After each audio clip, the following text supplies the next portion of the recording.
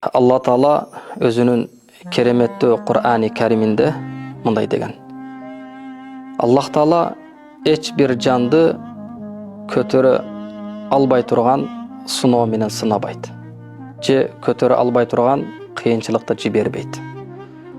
Биздин башыбызга келген ар кандай сыноо кыйынчылыктарды Allah Taala бизге көтөрө алгандыгыбыз үчүн жиберет.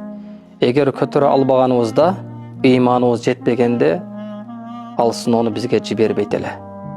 Демек, кимге сыноо келген болсо, демек ошол адамдын ыйманы күчтүү болот да. Allah Taala ыйманы алсыздарга сыноо бербейт экен. Ыйманы күчтүүлөргө Allah Taala сыноо берет.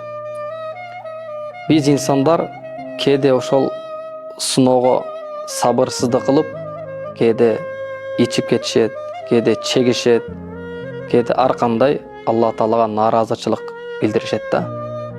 Андай кылбаш керек. Тескерисинче мусулман адам Кудайга шүгүрдеш керек экен да. Сыноо келгендечи Allah Taala мени унутпаптыр. Allah Taala менин үнүмдү уккусу келип жатат экен деп, Allah мени жакшы көрөт экен деп сүйүнүш керек. Тескерисинче Аллага ибадатты көп кылыш керек. Амалды оңдош керек.